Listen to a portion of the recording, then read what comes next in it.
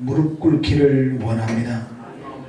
이 시간도 우리의 마음의 문을 열게 하시고 우리에게 말씀하시는 주의 음성을 하나님의 말씀으로 듣게 하시며 내 병들고 죽은 심령을 치료하게 하옵시고 살리는 능력 있는 생명의 말씀이 되어지게 은혜도 하여 주시옵소서. 사단의 세력이 내 안에 틈타 영혼을 방해하지 못하게 하옵시고 이 시간도 주의 말씀에 주의하게 하시며 그 말씀을 받음으로 말미암아 영적 기력이 회복되어지게 하옵시고 사는 역사 있게 은혜도 하여 주시옵소서. 우리 아버지 하나님 이 시간도 드려야 할 말씀이 들려지게 하옵시고 그 말씀 때문에 어둠의 그림자가 거쳐지게 하옵시고 우리의 질병과 약함과 나태함과 게으름과 방종이 떠나가게 하옵시고 주의 충성한 믿음의 사람들로 세워주시옵소서. 예수님의 거룩하신 이름으로 간절히 기도하옵나이다. 아멘. 할렐루야. 할렐루야. 오늘 예배하신 우리 아버지 하나님의 은혜가 저와 여러분과 함께 하시기를 주님의 이름으로 축원합니다.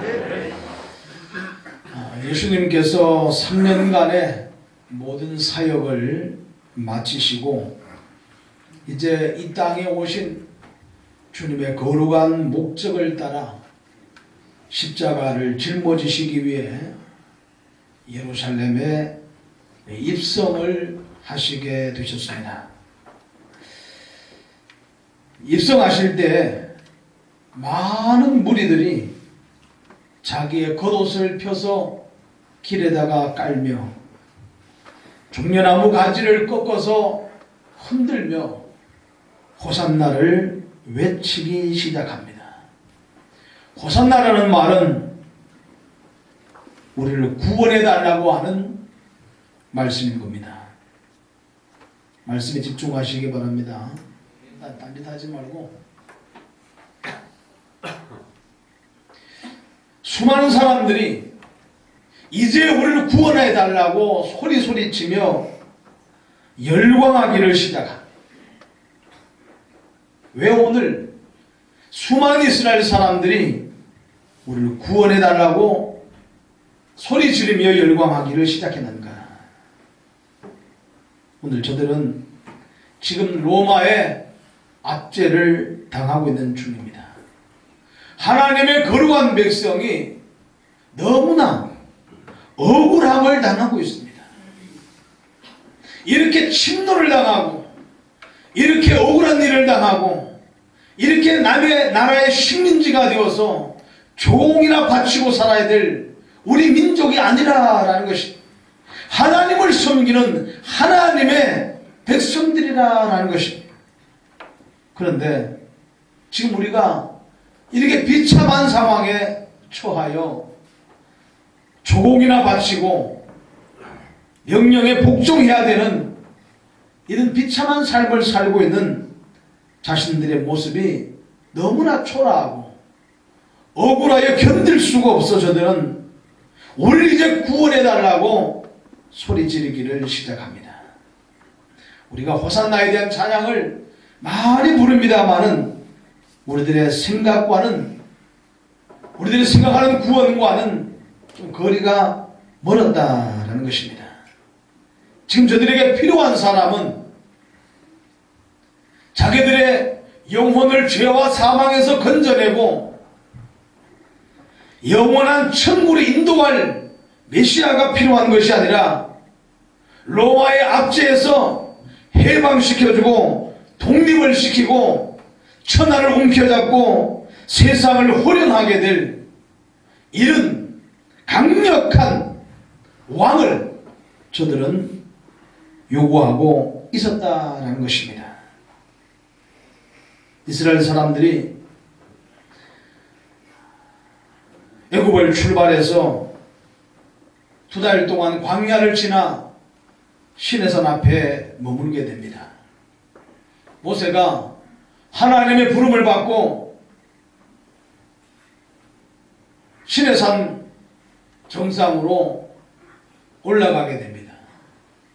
40일 동안 그곳에서 금식하며 십계명과 율례와 법도를 하나님께로부터 받게 됩니다.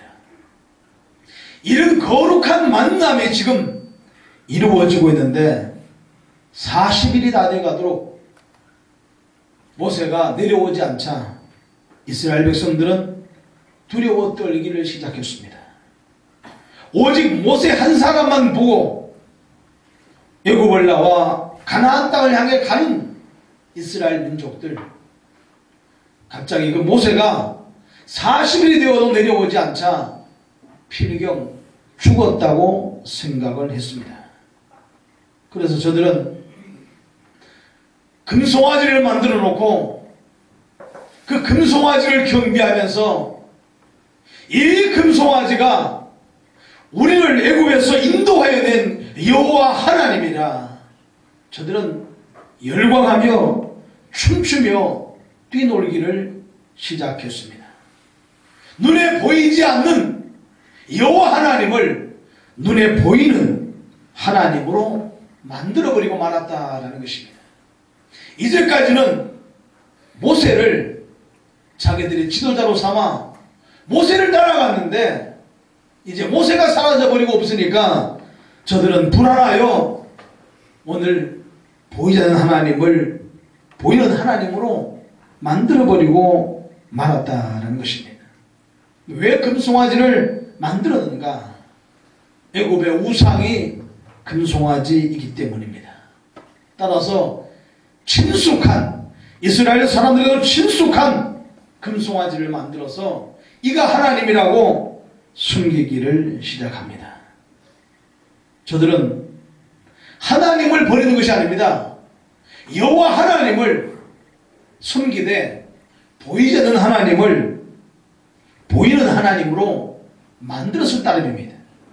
그러나 주님은 그것을 두고 우상 숭배라고 책망을 하셨습니다. 사람의 생각과 하나님의 생각이 달랐다라는 것입니다. 사사시대에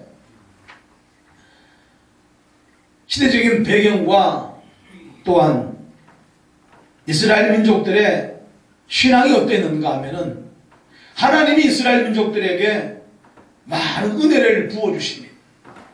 그러면 평안한 가운데 신앙생활을 잘합니다. 그러다가 얼마 못 가서 너무나 평안하기 때문에 저들은 우상을 숭배하고 다른 신을 섬기며 방종하고 타락하기를 시작합니다. 죄악된 백성이 되게 되면은 하나님께서 주변에 이방 민족을 들어서 이스라엘을 치게 만듭니다. 그러면은 이스라엘은 그때부터 속국이 되어 조공을 바치고 흑인 배를 움켜잡고 고된 삶을 살아가야 했습니다. 이렇게 살다가 힘들어하고 어려워했던 이스라엘 백성들은 다시 이제 하나님 앞에 무릎을 꿇게 됩니다. 그리고 용서해달라고 살려달라고 하나님께 간구하기 시작합니다. 그러면 하나님께서 다시금 이스라엘 백성들을 불쌍히 여겨 사사들을 보내어서 이스라엘 민족을 구원해 주십니다. 그러면 자기들을 지배하고 있던 모든 지배국들이 떠나가게 되고 다시 독립하게 됩니다. 그러면 그 사사가 사는 동안에 다시금 평화가 찾아오게 됩니다. 그러나 그 사사가 죽고 나면은 또다시 저들은 타락하기를 시작합니다. 이것이 사사시대 수백 년 동안 계속해서 반복되어지게 됩니다. 심지어 이것이 언제까지 계속되는가 하면은 예수님이 오실 때까지 이것이 반복되어지고 있었다라는 것입니다. 오늘 본 말씀 10절에 보니까 예수님이 예루살렘에 입성하시자 온 성이 소동하여 이르기를 이가 누구냐 라고 묻자 갈릴리 나사렛에서 나온 선지자 예수라. 나사렛 땅에서 나온 선지자 예수라. 저들은 그렇게 소리 지르기를 시작합니다. 예수님을 향하여 선지자 예수라고 말을 하고 있습니다. 메시아 되시고 구원자 되신 예수님을 저들은 인식하지 못하고 다만 과거에 많이 왔다 갔던 한때 우리 민족을 구원해 내었던 수많은 사사와 같은 선지자 예수라. 따라서 이가 우리를 로마의 압제에서 해방시키고 구원하시기에 능한 선지자로 보았다라는 것입니다. 그래서 저들은 예수님이 자기들의 소원을 들어주지 않자 그 예수님을 무참하게 십자가에다가 못 박아버리고 말았던 것입니다. 왜? 메시아가 아니라 선지자였기 때문에. 과거에 자기 조상들이 수많은 선지자를 옥에 가두기도 하고 돌로 치기도 하고 죽이기도 했다라는 것입니다. 따라서 선지자 죽이는 것은 자기들에게는 별일도 아니었다라는 것입니다.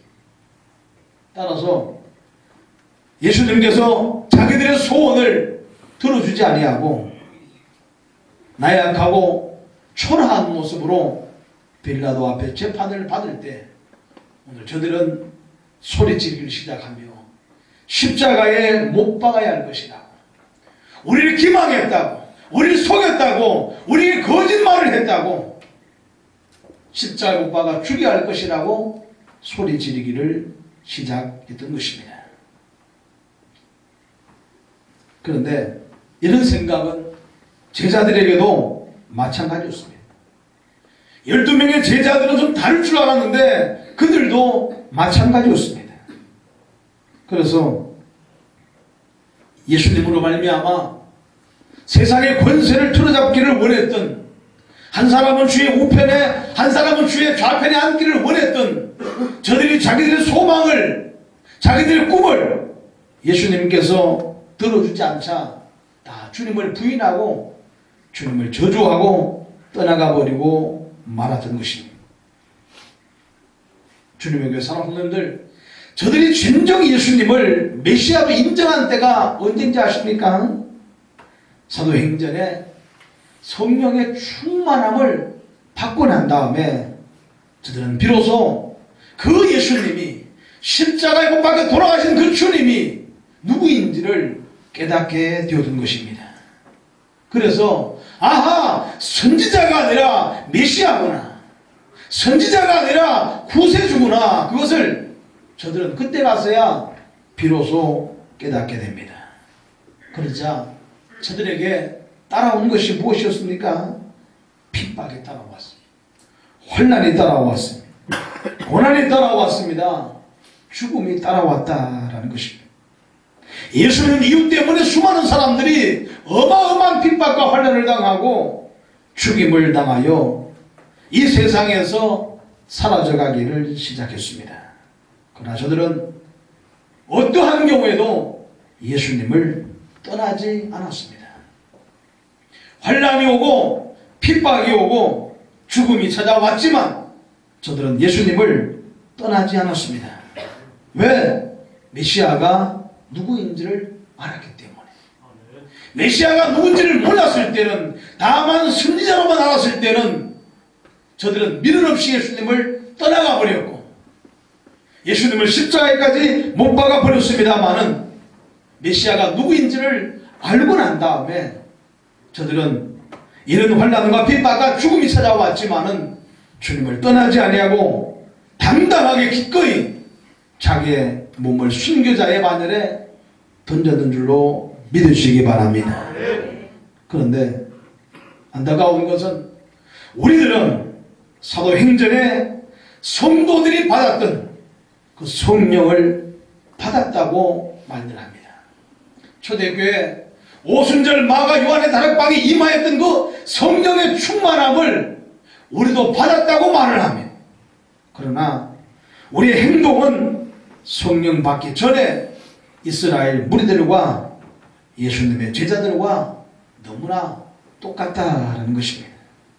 그들이 추구하는 것을 추구하고 그들이 목적하는 것을 목적하고 저들의 소망이 곧 우리의 소망이 되어버리고 말았다라는 것입니다. 내가 왜 예수님을 믿는지 진정한 목적을 상실해버리고 말았다는 것입니다. 영혼구원은 사실상 뒷전이 되어버리고 말았습니다. 이런 한국교회 목회자들의 책임입니다. 너무나 많은 목회자가 너무나 당연시 예수 믿으면 복받는다고 설교를 하고 선포하고 가르칩니다. 그 복이 어떠한 복인가?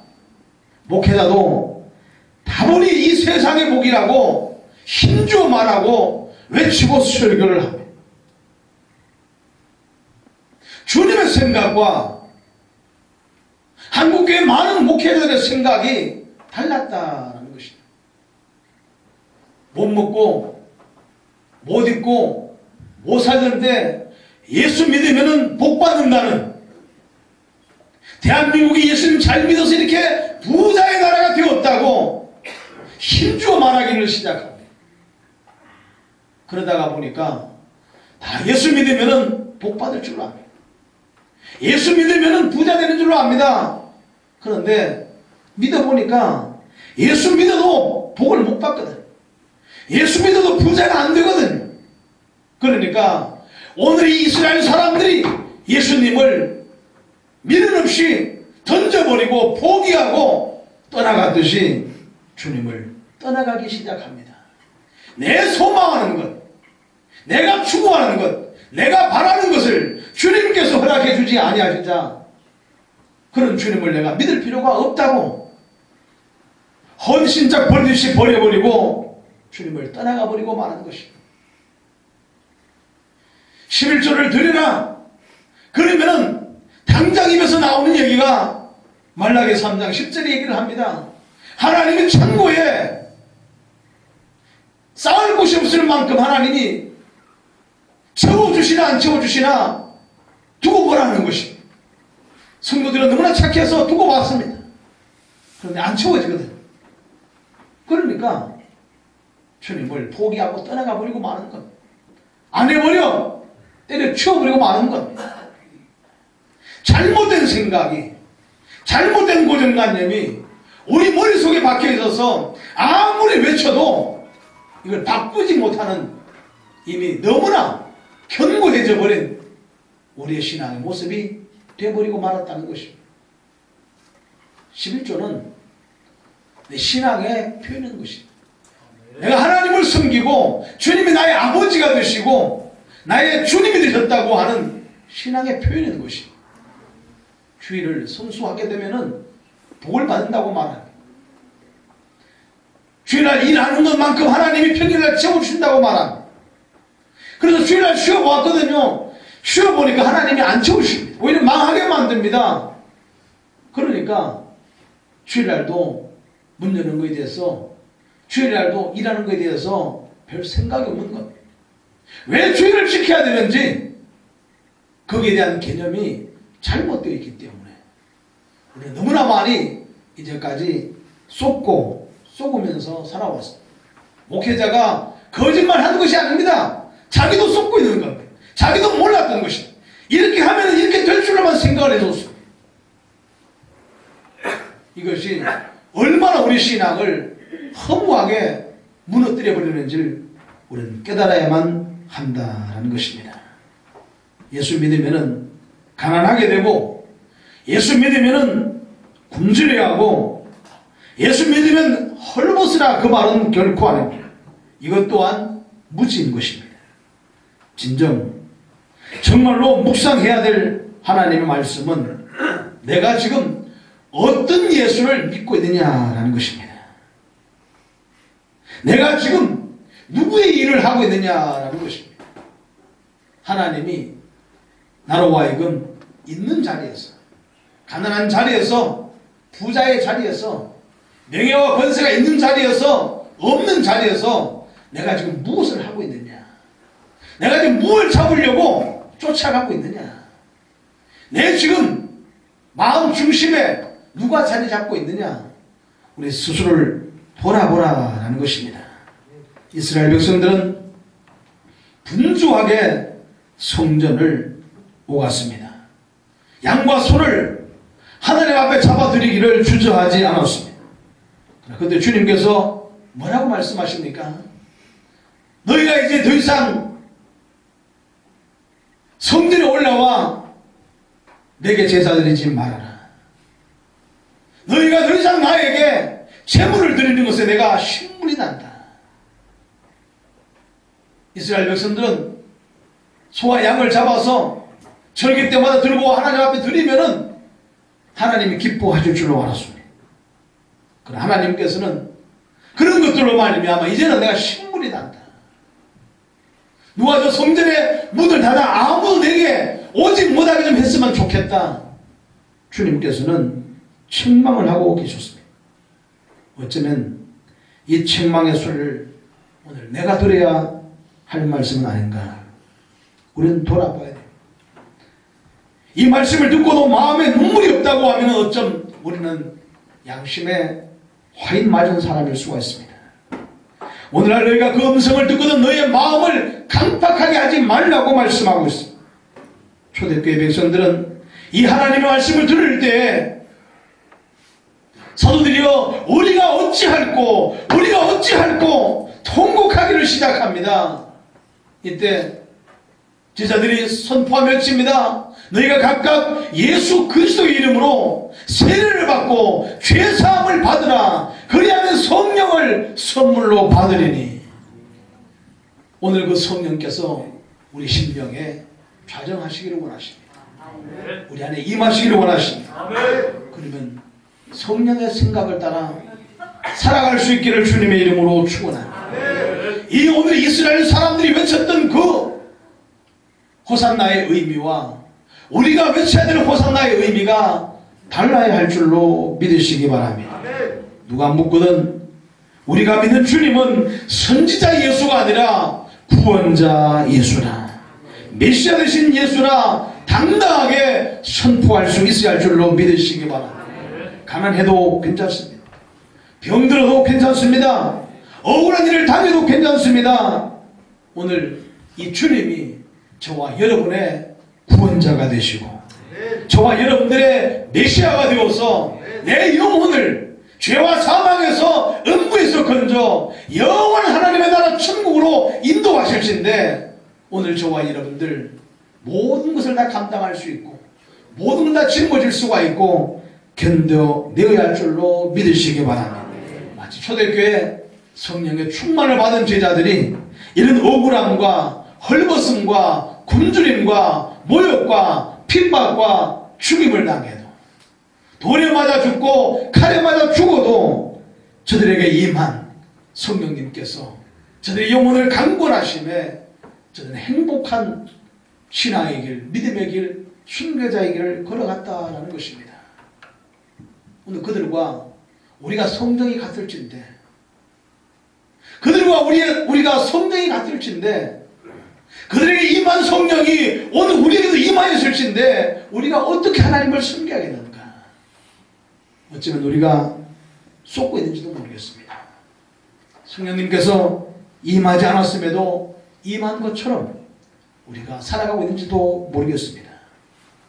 따라서 주님 앞에 엎드려 기도할 때 주님, 이 초대교회에 임하신 성령님께서 오늘 우리에게도 충만하게 임하셨사. 이 초대교회 수많은 믿음의 사람들이 걸어간 그 신앙의 길을 오늘 나도 걸어가게 하옵소서. 고난의 길을 걸어가게 하시고 십자가의 길을 걸어가게 하시고 골고다의 길을 걸어가게 하옵소서. 그 마침에 주님의 생명이 있고 그 마침에 부활의 영광이 있을진데 주저하지 않게 하시고 그 길을 나도 가게 하옵소서. 오늘 기도하는 저와 여러분 나누시기를 주님의 이름으로 축원합니다. 기도하겠습니다. 주신 말씀 들으시고 오늘 나 또한 주님을 선지자 예수로 믿고 있지 않습니까? 그래서 언제라도 버릴 수 있고 언제라도 죽일 수 있고 언제라도 떠날 수 있는 그러한 주님이 되어버리고 있는 것은 아닙니까? 이 시간 주님 나에게 선지자 예수가 아니라 메시아 되신 주님이 되게 하시고 구원자 되신 주님이 되게 도와주시옵소서. 우리 아버지 앞에 다 같이 한번 이 시간 통성으로 기도하겠습니다.